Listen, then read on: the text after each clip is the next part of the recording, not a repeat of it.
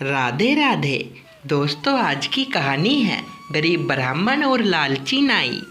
कहानी को पूरी समझने के लिए आखिरी तक सुने।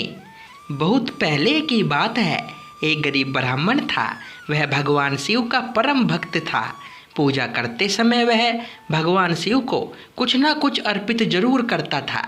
भगवान शिव भी उसकी भक्ति से बहुत प्रसन्न थे। एक दिन वे ब्राह्मण के सम्मुख प्रकट हुए और बोले, प्रिय ब्राह्मण, मैं तुम्हारी भक्ति से बहुत प्रसन्न हूँ।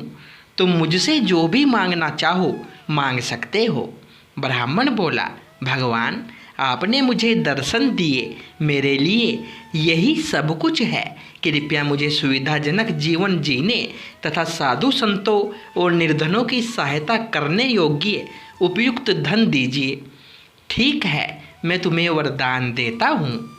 कल सुबह स्नान करने के पश्चात तुम अपने सिर के बाल काटकर उन्हें अपने घर के पीछे की झाड़ियों में छिपा देना।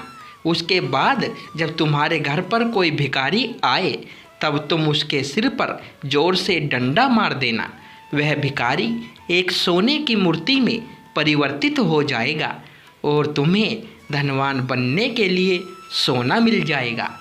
ऐसा कहकर भगवान शिव वहाँ से अदृश्य हो गए। अगले दिन गरीब ब्राह्मण प्रातःकाल जल्दी ही उठ गया।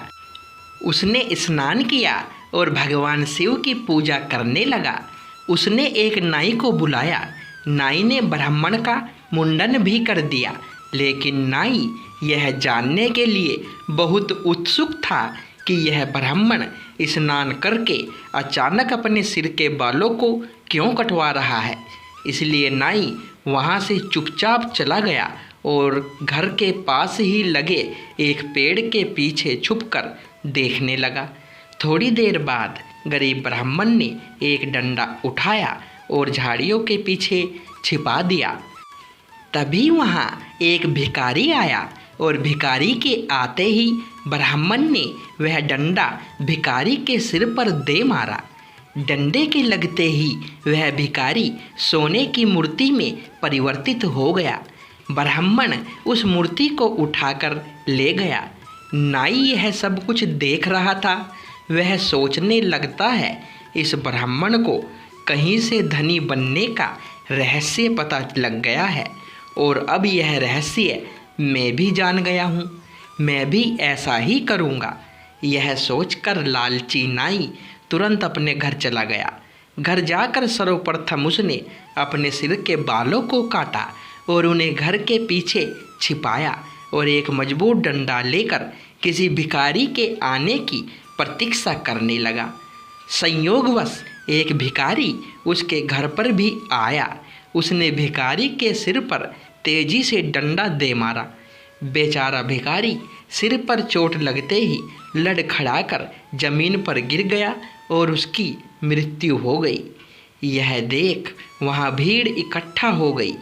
सभी ने नाई को पकड़ लिया। उस पर हत्या का आरोप लग गया। वहाँ के राजा ने भिखारी की हत्या के जुर्म में नाई को मृत्यु दंड दे दिया। इस प्रकार लालची नाई का दुखद अंत हुआ। तो दोस्तों, ये कहानी यहीं पर समाप्त होती है। इस कहानी से ये शिक्षा मिलती है कि हमें कभी भी लालच नहीं करना चाहिए। वीडियो अच्छी लगी हो तो वीडियो को लाइक करें, शेयर करें और चैनल पर पहली बार आए हो तो चैनल को सब्सक्राइब करें।